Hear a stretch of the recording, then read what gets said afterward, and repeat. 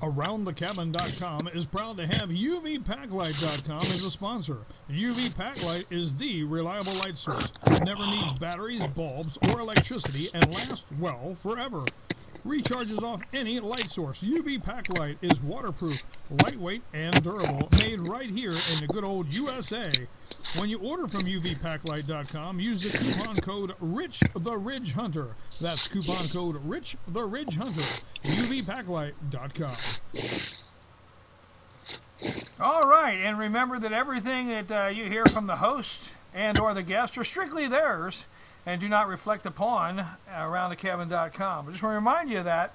So, you know, if Countryman goes a little wild tonight, I'm not responsible, nor is anybody else here at Around the Cabin. So, you know, every once in a while we got to cut the reins on him and let him run wild around the room. So, how you doing, Country? You there? I'm good. Just make sure you tell Castle Mom that I do have my pants on. You do have your pants on. That's good. Yeah. That's good. Yeah. We have as long as we all have our pants on, we're doing good. Now, I'm sitting here doing this in my shorts. But is my air conditioner making too much noise in the background? Sounds good to me. Do I need to go? Do I need to go kill that? Anybody? Do I need to sit here and have sweat dripping off my eyes? Yeah.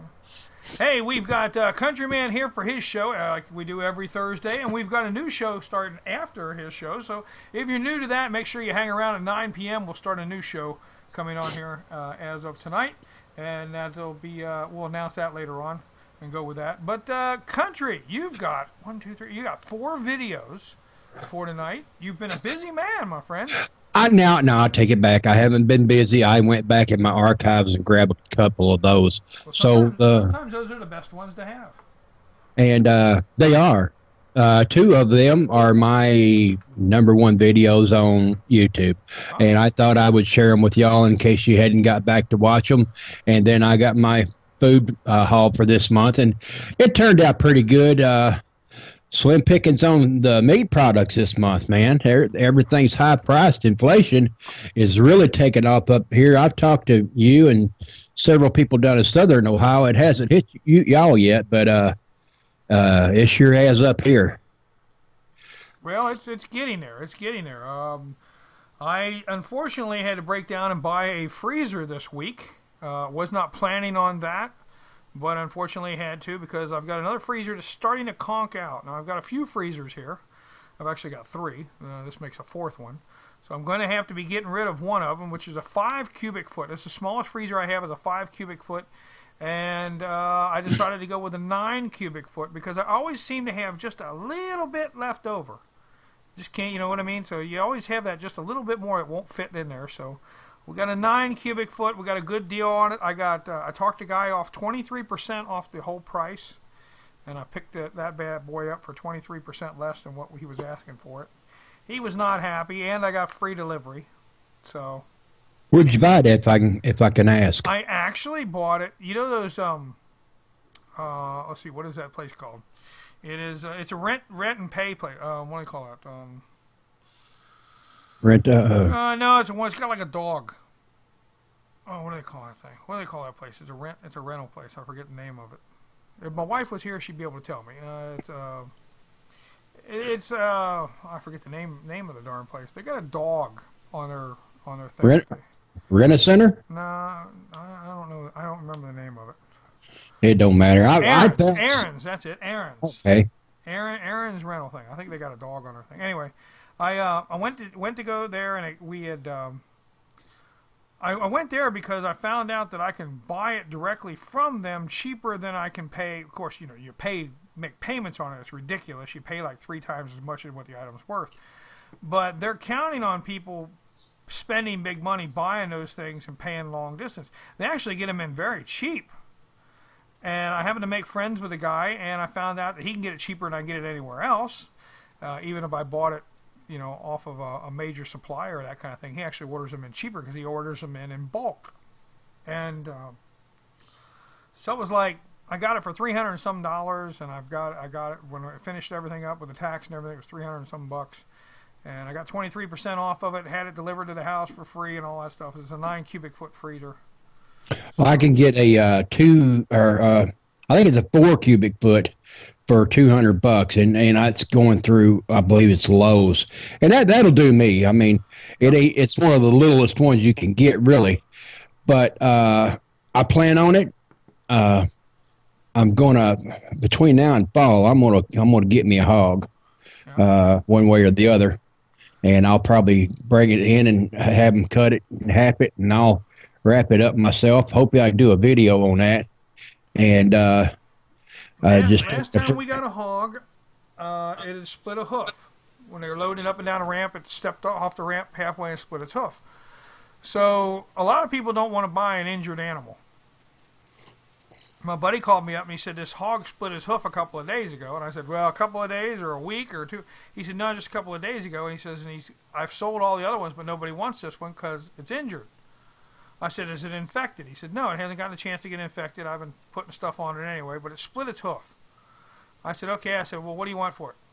He said, I want to get rid of it because he doesn't keep them. He buys them, keeps them in a trailer, and in a little tin thing he's got, and then he turns around and sells them all. But pretty much, he knows how many people are going to buy hogs off of him that year. So he says, give me $50 and get it out of here.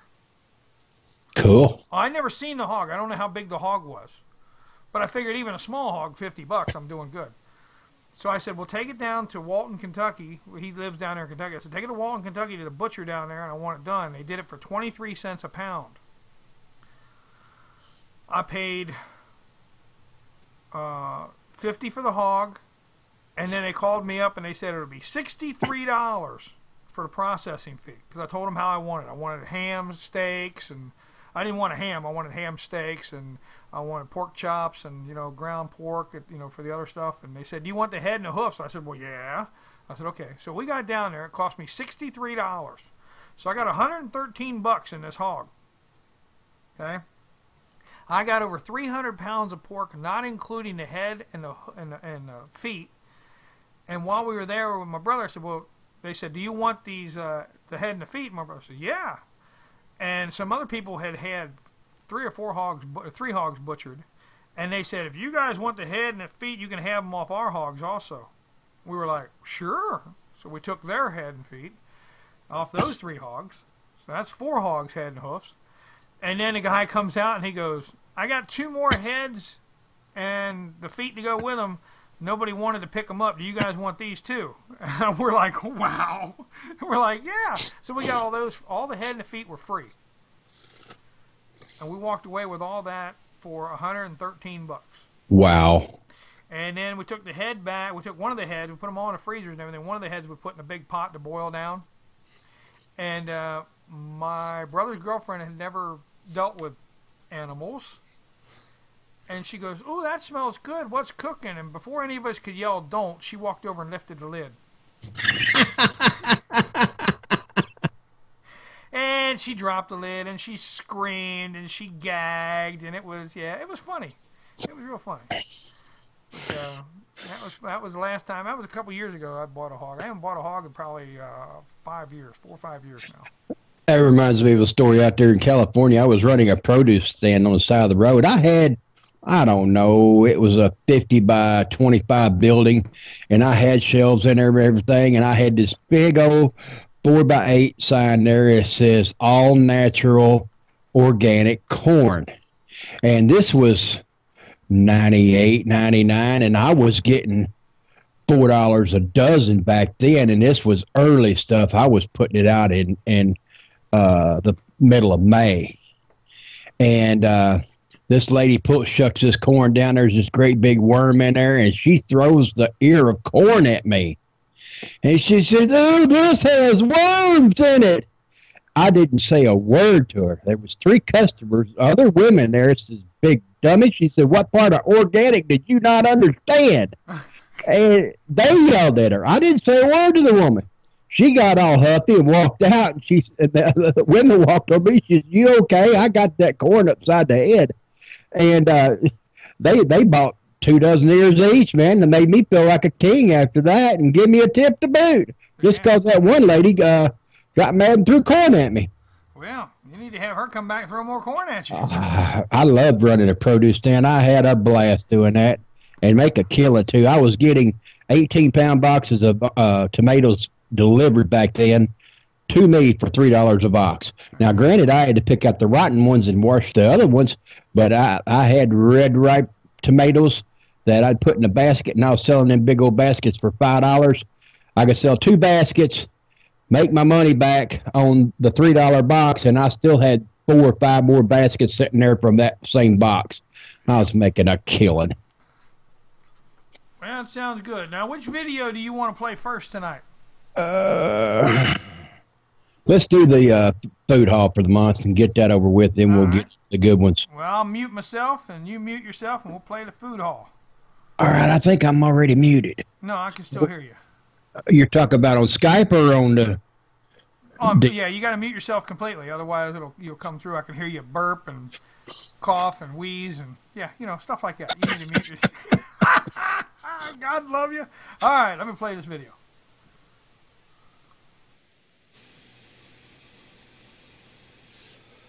Okay, y'all, monthly food haul. Here we go. I got those apple juice back there, half gallons, 2 for $5. No, actually 3 for $5. I got 3 of them. My all dishwashing there, it was $5.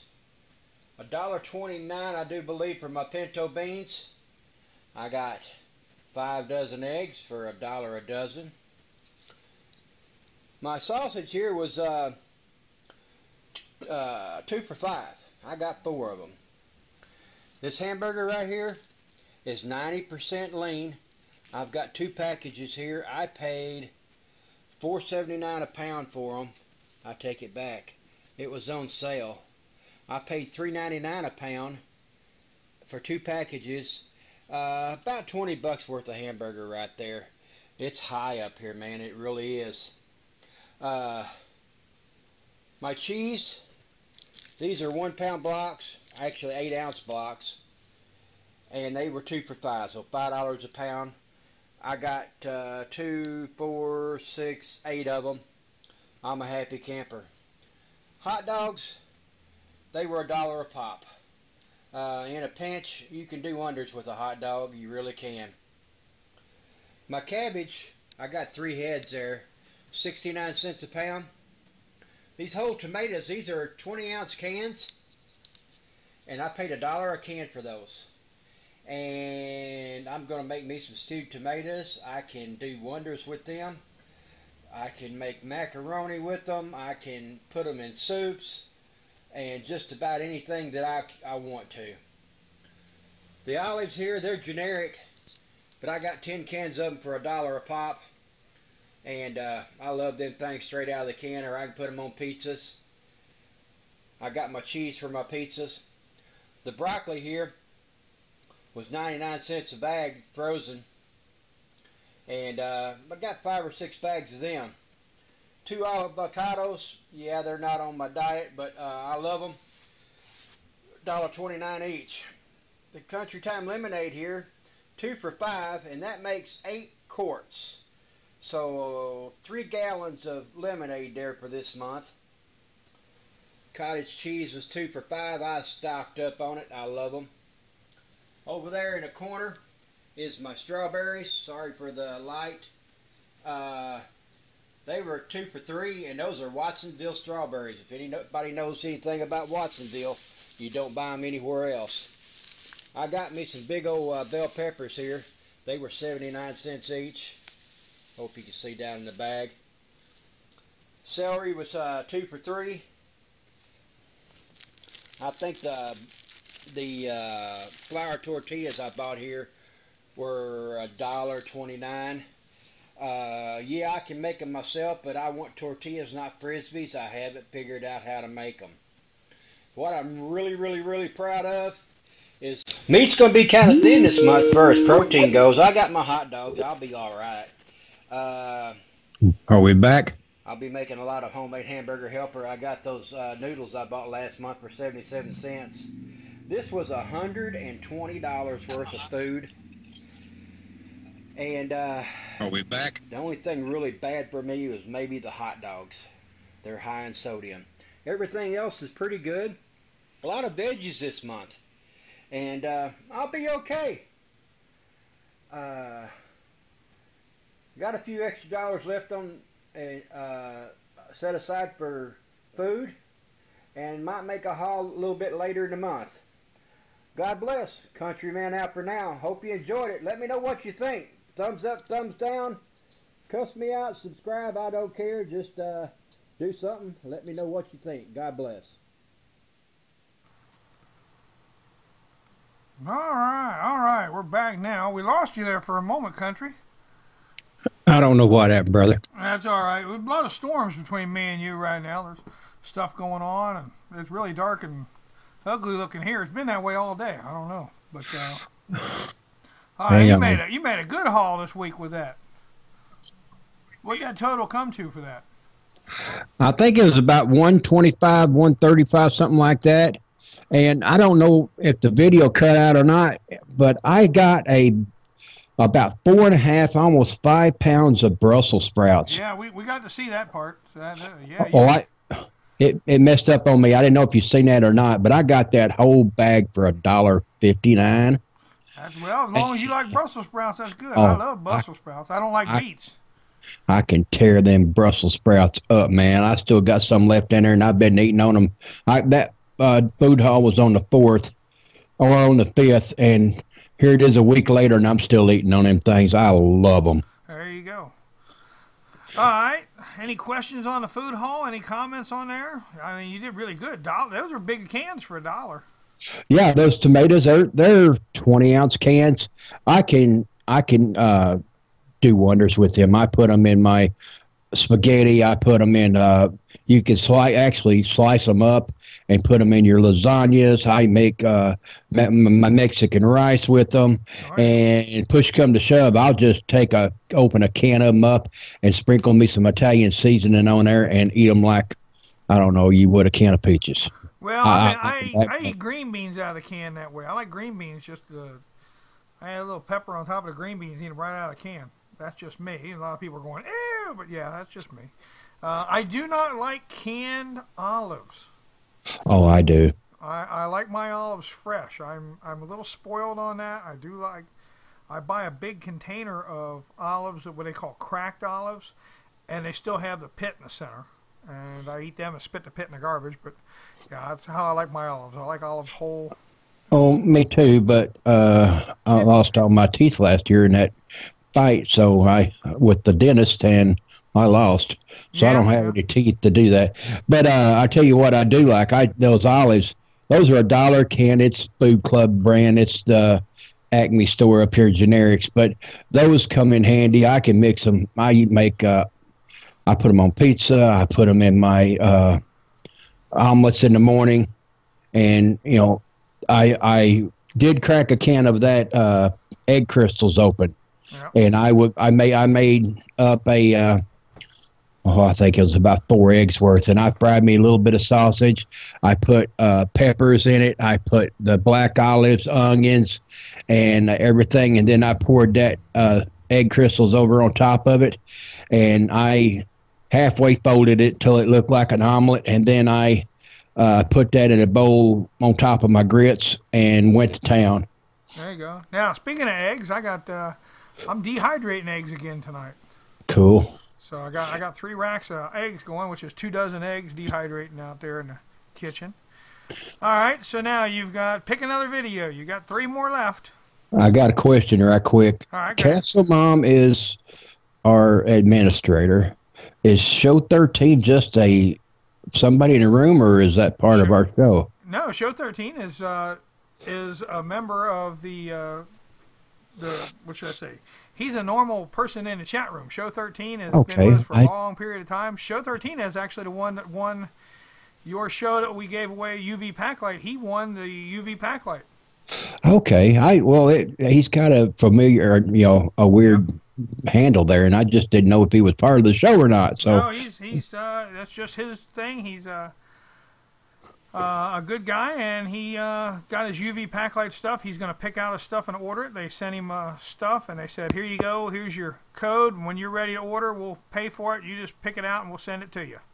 And so when they picked when they picked your show to give it away on, Show 13 is the lucky one that got pulled in the room, and he won that. So I remember it now since you mentioned it. Glad to meet you, Show 13. I didn't mean to put you on the spot there, but let's go ahead and We got two more videos. I forget which one. You've got catfish log, you've got shrimp, and you've got the bandage.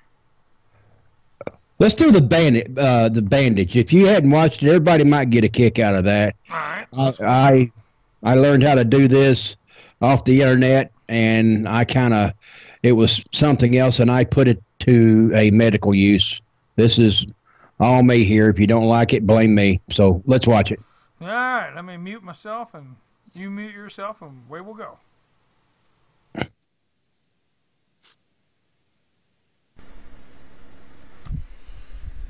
I started out with a t-shirt, looping it around and cutting it a ½ inch wide until I made a piece 16 foot long, or however long you want to make it. And then I started with a loop on one finger, my index finger, and then I started rolling this back and forth like this until I got back down to where I was. And then I started flipping this over and pulling the knots closest to the palm of my hand over the last one that I put on. When you get down here at the last one, you still only have one loop on your hand. Make it tight, come back around, wiggle it through again, and you're back to where you started from. Take your loop closest to your palm, pull it over. All you're doing is a dadgum single stitch. Girls, you know what I'm talking about. It's just a single stitch. You keep going again. For you men, it's just a consecutive, I'd call it a slip knot, but you hold that tight down here with your stomach and pull it over, pull it over, pull it over, and pull it over. And all she does on the back side is it gets tighter and tighter and longer. I'm almost done, so just bear with me. I hope I don't run out of time or make it too long. So what we're doing is just going back through there all the way up and back down. Flip it, flip it.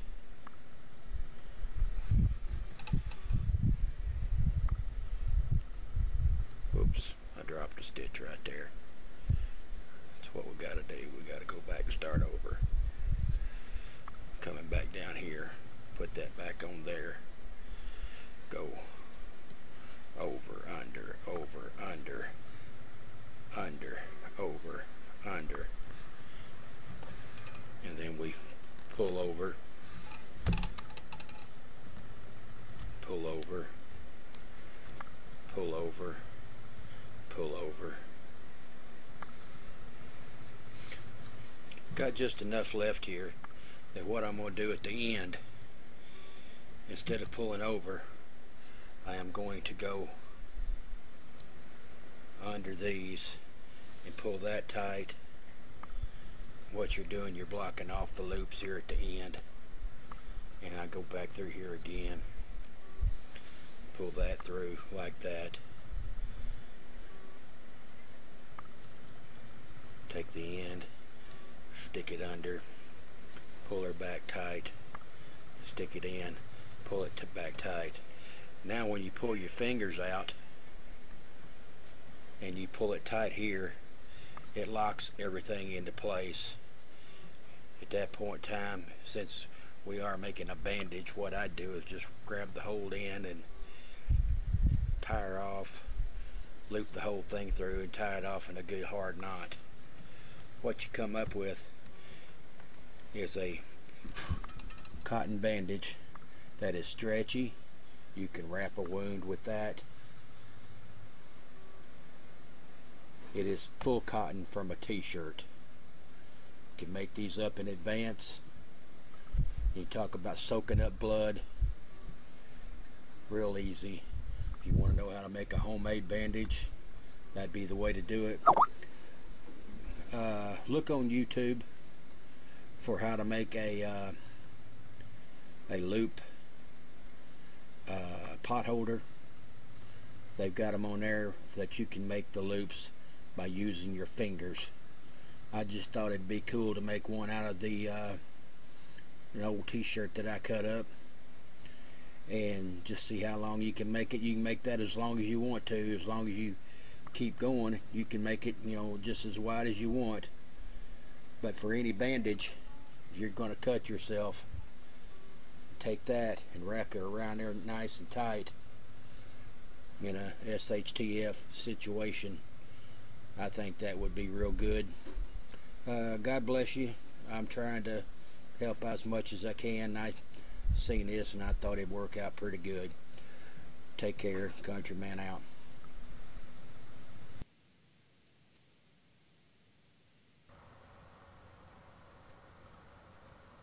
Well, a very good idea there, I think, with the cotton bandages.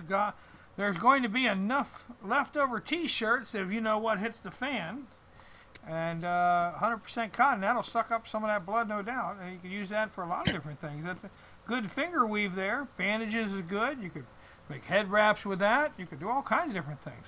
Homemade bandages, very good. That beats just a flat piece of material, doesn't it? I agree. You know, even the way it's made up there, Rich, it can soak up a lot of blood.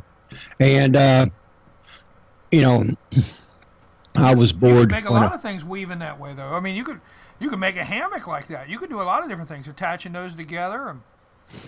Well, if you take any kind of weaving material like that, and you could take those, if you make it long enough and weave those together, you're going to have something that's almost the size of a, you know, that you could pull a car with. If you start weaving something together, you know, thin lines, and once you get enough of them, you're going to have something strong. Oh, yeah. Yeah, Castle Mom said you can make a tourniquet with those. Very good. Yes, all kinds of different things. You betcha. That is a very good idea, Phil. That's wonderful.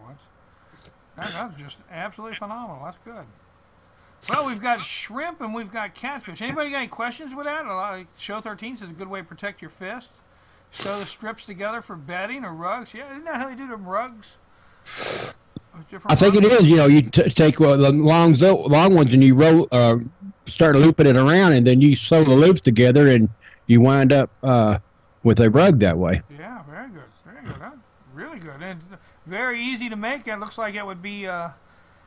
You know, sometimes when we talk about in bad situations, some people feel like they need to do something and they don't know what to do. And that would be something easy enough to show even a younger person. I'm not talking about a really small person, but a younger person or somebody who doesn't have anything to do or feels like they can't contribute. That would give them something to keep their mind busy and give them something that they feel they were doing something for the rest of the people. You know what I mean? I did it, you know. Everybody's talking about you're not going to have medical supplies, you're not going to have bandages or whatever. Everybody's got old T-shirts laying around. Yeah, I know you're going to need them for to wear, but you can also.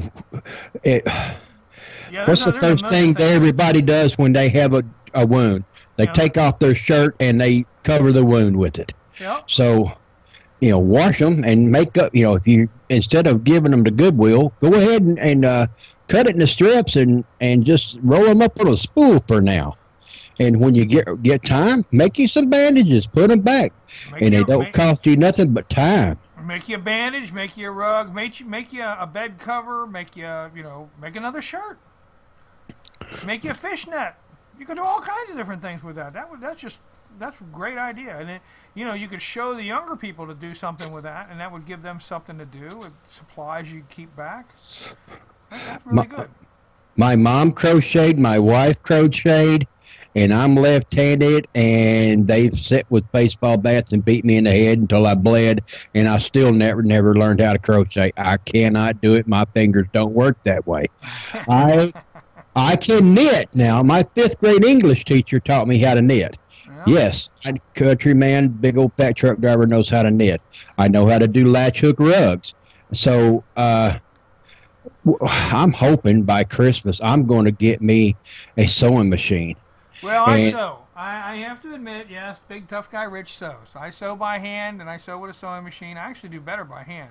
And I keep very small, even stitches, because my grandmother showed me how to do that. My mom showed me, and I'm planning on making me a quilt.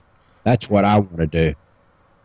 I don't know what it's going to look like when it gets done, but I'm going to make me one. There you go. All right, you got two more videos. You've got the catfish log and the shrimp. Let's do the log trap and see what everybody thinks of that. It's just me, piece of paper, and too much time on my hands. But way back when, we caught some big fish in these puppies. So let's get going, Rich. All righty, here we go.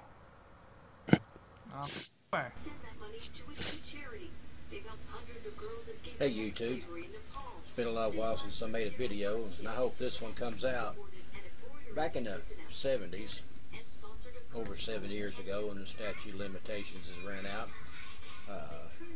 somebody that I know used to make log traps like the one you see in the picture here. It was a 18 by 18 square. They were about 5 foot long. The inside here was a throat made out of wooden slats. They were about the slats were 3 inches wide, and they were about 18 inches long, and they came down to a point on one end, and the catfish went in this way, and when they got in here, they couldn't find their way back out. This picture shows the top of it. It had a door here that kind of slid out of the way, and reach down, get your catfish out, put it back in, and then it had a wedge that kept that door in place. The regular frame there, it had a kind of an exoskeleton around the outside of it in like 3 spots, and these slats were on the inside, and that's what held it together. It don't take too much to make one of these, and I figured that the slats were 3/8 inches wide by 3 inches thick by 2 inches wide by 5 feet long, and then the slats for the throat were 3/8 inch thick by 3 inches wide by 18 inches long, and I figured you need about 16 to make that throat out of. And the little exoskeleton, they were 3/4 by 3/4 by 18 inches long, and you needed about 16 of them. So, and the 3/4 by 3/4 exo frame, you needed 18 pieces, 3/4 by 3/4 by 18. And that way it'll give you your exoskeleton around the outside. You can get kind of a little idea of how to make them. Get you some old rotten cheese or any kind of thing. Catfish are mostly bottom feeders, but they are a good clean white meat fish, and you can catch anything you want. Just put the throat downstream, tie you a big block on the end of it with a cable. That way you can get you a grappling hook and go back and throw it out there, find that cable, and pull it back in, get you some fish. We actually caught catfish that when they went into the throat right here, they were so big that their gills got caught on the funnel itself, and their tail was sticking out on this end. And big flathead catfish down in Missouri. So if anybody ever seen a trap like this, it's in a SHTF situation. We're needing to feed our families. This is a good way to do it. Just don't get caught. I'm not condoning this behavior because I know for a fact it's against the law in all 50 states. But if you got to feed your family, I think God will forgive us. All right, Contreeman out. I just wanted to let you guys in on a old-time tradition there. God bless. Take care. Bye.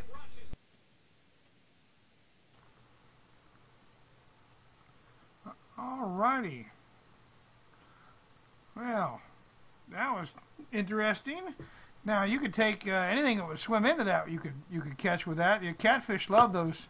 You know, we used to sink 55-gallon barrels and other things for the catfish to spawn in. They like to get in there and do that. But Yeah, you put that fish trap in there, anything that swims in is going to get confused, unable to get back out. Yeah. It's the same principle. The alligator gar, we very seldom caught any kind of fish in that except catfish because it's laying on the bottom of the river. It's pointing downstream.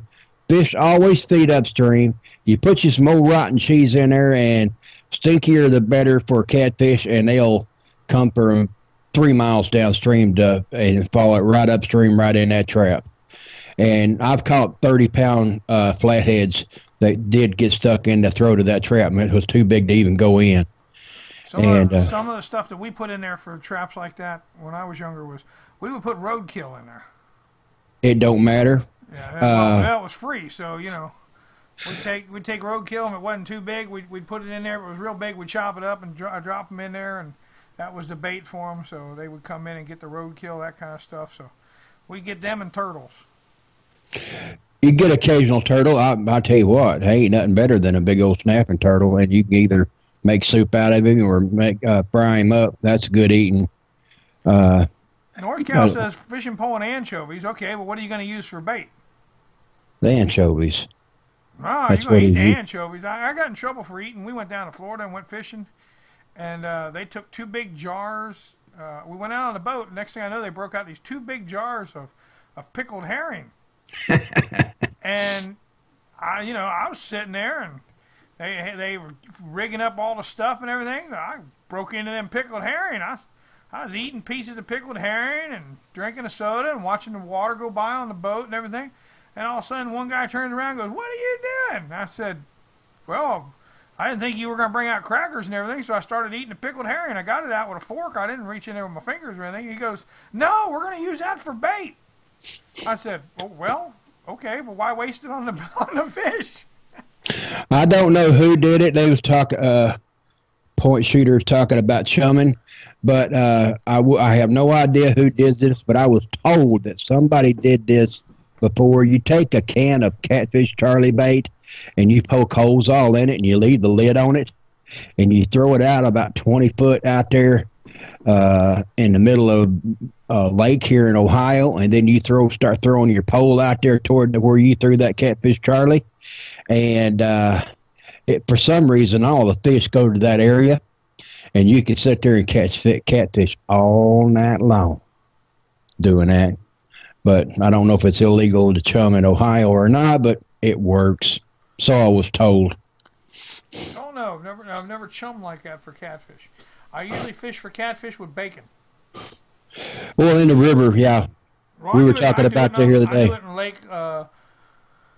There was Lake Lorelei up here. There's Caesar's Creek is a good place we like to go. Caesar's Creek's real nice.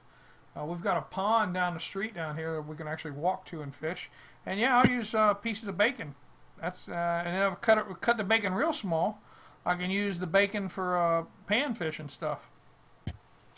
I've caught a million crawdads on bacon. All I do is tie a piece of bacon to the. Mom would give me 2 pieces of bacon. I would tie it on the string, go out and sit on the culvert at the end of our ditch, Yep. catch as many crawdads as I could till the bacon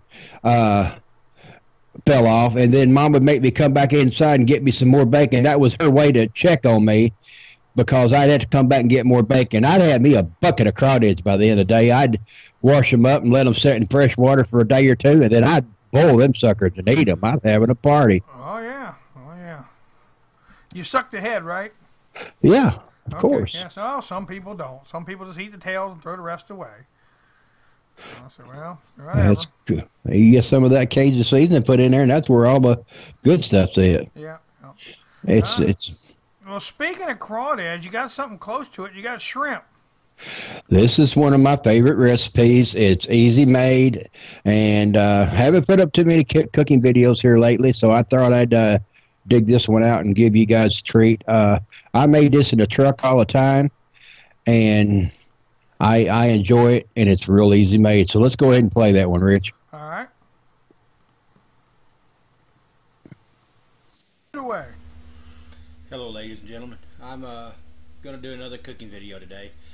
I don't even really know what you call this, but I'm going to call it a Parmesan shrimp that I love to make when I was in the truck. Used to cook this all the time. Let me show you some ingredients here. I've got extra long grain rice. I've got my water boiling back there, about 2.5 cups with a little bit of butter in it. I've got me about 1.25 cups of long grain white rice. I'm gonna get it going. My water's already boiling. I'm gonna pour that in there. I'm gonna stir it up a little bit with my butter spoon. When I bring that back to a boil, I'm just gonna turn it off. That'll soak that water right up in that long grain rice, and she'll be good to go. Since this is a garlic dish, I am going to throw a little bit of garlic in there. This is not, it's a white rice, but it's got garlic flavoring in it. In my skillet here, I'm going to turn this on about medium high. Once we get her lit, put her on 7 or 8, and I'm going to put me some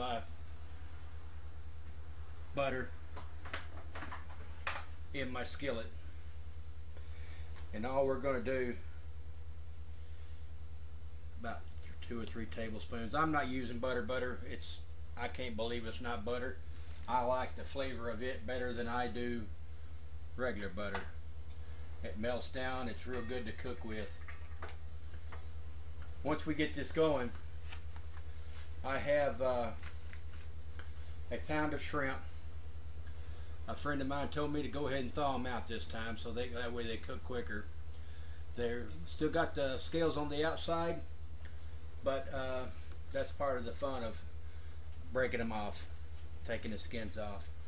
We're going to saute these shrimps up in butter, Parmesan cheese, which I got the generics, and I got this off a friend of mine, old Bob. He Parmesan breading dip.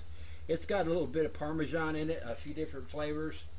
If you want to, you can add a little bit of oregano or parsley or something like that. It's just kind of a little spicy, little breading. I'm going to put that in with the shrimp. We're going to saute these up. Be real quick and simple. My stuff is already boiling back there, so we're going to turn off the rear and just put that back on.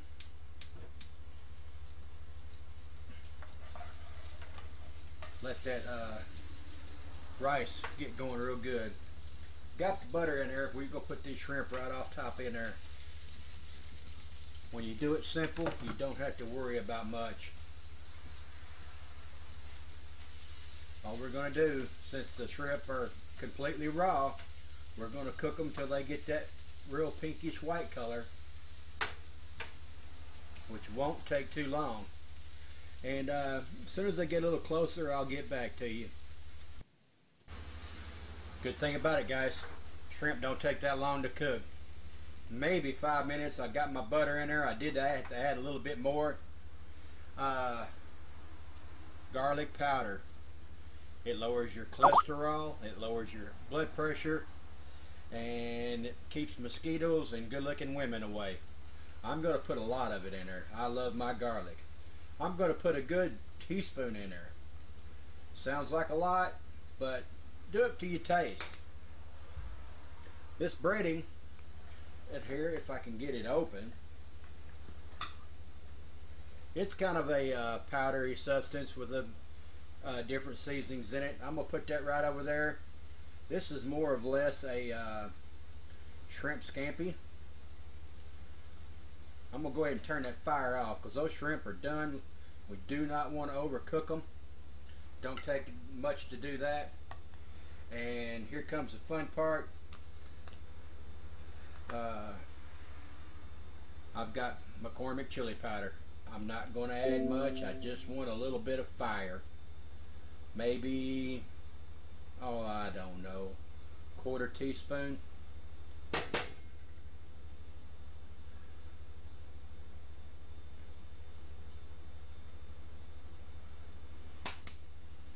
Let me show you how much I put on there. Not very much. We're going to stir this back up again. And all you're doing is just marinating the flavors now. This dish is done. What I'm going to do is put this right on top of my white rice when it does get done. And as soon as my white rice is done, I'll get back to you. It won't be very long at all. I'm 15-minute meal here. Be right back. Okay guys, we're back. I got my shrimp going here, got all my butter sauteed in. We'll bring her back up to a little bit of a fry there. It won't take but a couple of seconds. Want to make sure she's good and hot. And we're going to put the Parmesan cheese on top. Of course I did not open it, but it won't take but a second here.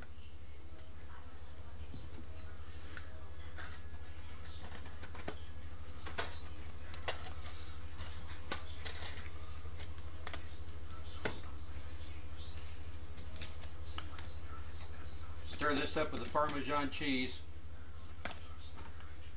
I like putting it right on top.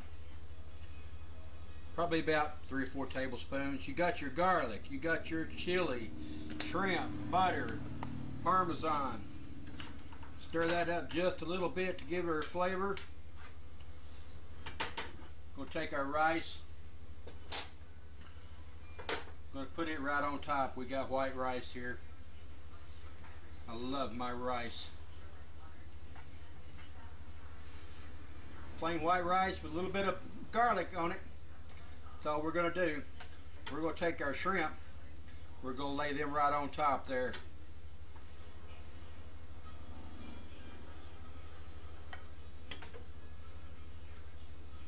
Reach down in there and get some of that Parmesan sauce and everything. Put that right on top.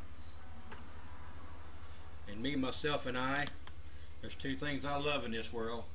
It's Parmesan cheese. Parmesan cheese, shrimp, garlic, 2 things. That's more than 2 things. But as you can see, that's pretty good. God bless you guys. Hope you enjoyed it. Contreeman out.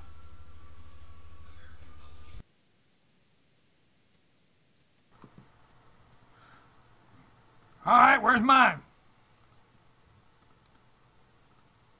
You gotta unmute. Phil, did you fall asleep? Yeah, there you go. That is my favorite meal. I can eat that 24/7. I can't afford it, but I can eat it. There you go. That's just a simple meal. Those shrimp, if you got them thawed out like that, they may take 3 minutes to cook on high.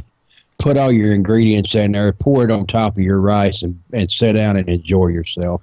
Now, how do you cook your rice? Do you measure your rice out and cook it? I put that pan, it's half a quart, maybe. That's a small saucepan. I put about 2 inches of water in it, or 1.5 inches of water in it, and put me a cup of rice in it. I don't measure anything, Rich. That's okay. part of my problem. Well, I'm gonna turn my camera on for just a second. Take this picture down. I'm gonna tell you guys a secret. All right, see my finger right here, right? No. Yeah, you'll see it eventually. All right, what you do for your rice is any pot you put your rice in, you put your finger in there, and you fill up the rice to this knuckle. All right. So you put your finger on the bottom of the pot, and you fill the rice up to that knuckle. Then you put water in the pot until you fill it up to that knuckle. And then you cook it. And it'll come out perfect every time. That's a trick I learned. Any pot, doesn't matter if it's a small pot, big pot, whatever pot it is, if you put rice in up to this finger, or this knuckle, and then you put water in until it reaches this knuckle, and then cook it, your rice will come out perfect every time. Cool. I don't know why it works. It just does. And I learned that from an Oriental guy. And he should know what he's talking about with rice. So, I like my Mexican rice. I put it in a pan with a little bit of grease, and I actually, if you fry rice, it will get whiter than white. And then you add about 1.5 cups of water to it.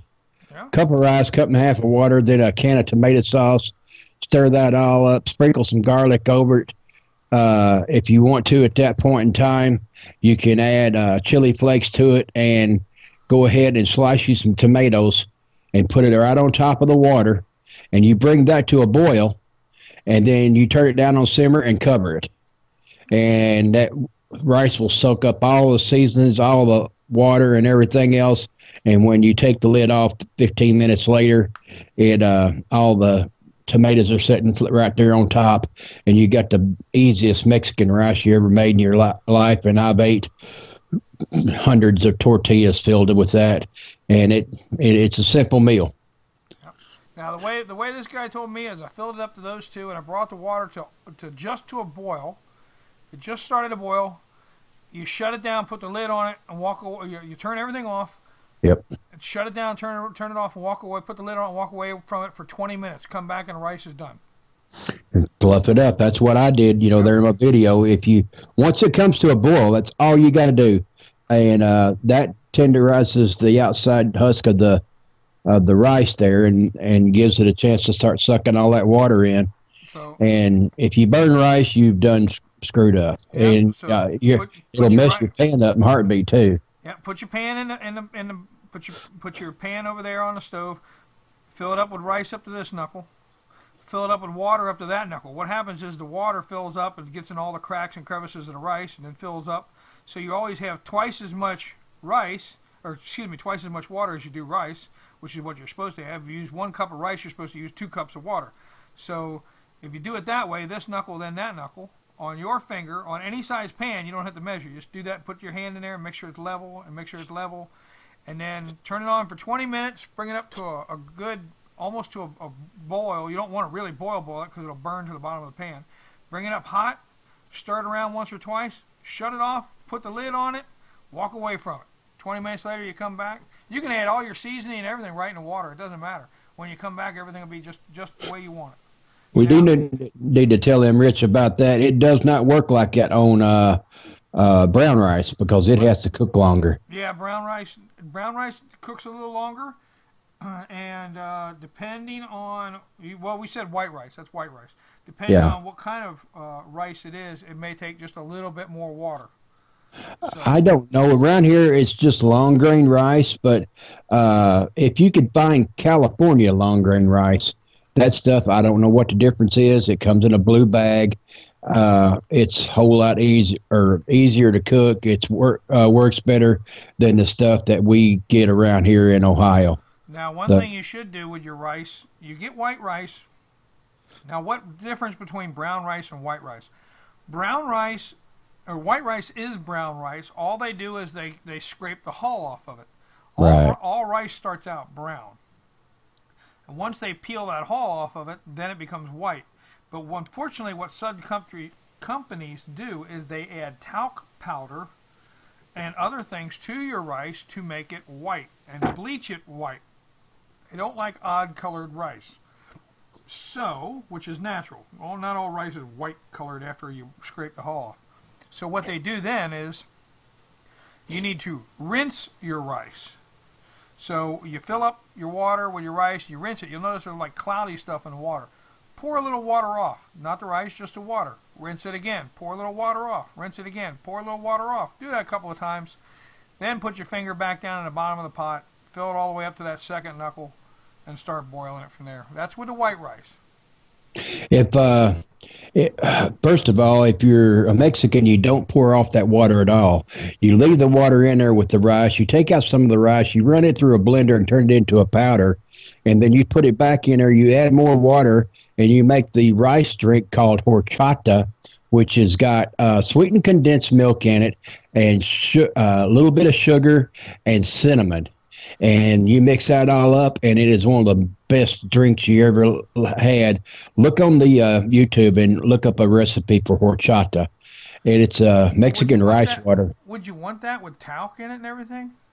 And bleaches and whiteners and all that stuff in there? That's why I rinse it off, to get rid of that stuff. I know. You can wash your rice before you make the horchata. When you're actually using rice flour once you grind it a little bit of it up, and that's what gives it the milky texture. Right, yeah.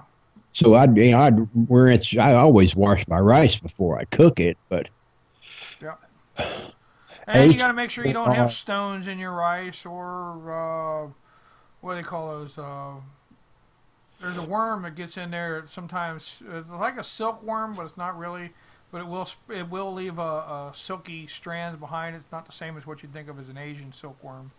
But they have that in some rice fields, and you can get those. Oh yeah. So always search your rice out. And what I do with my rice is I bring my rice home, I put it in the bottles, and you guys have seen my last video. You saw where I put it in old 2-liter bottles and whatnot. And then I throw it in the freezer for a couple of days. And then I I take the rice and I put it on the shelf, and I go with it that way. So I freeze my rice for about 2 days, or at least overnight, something like that, and that'll kill anything that's in there with the rice. And sometimes there are bugs in there with the rice. But to me, that's just more protein. Yeah, point shooter, it's called horchata, Horchata, I believe. Just look up Mexican rice water, and it'll come up that way.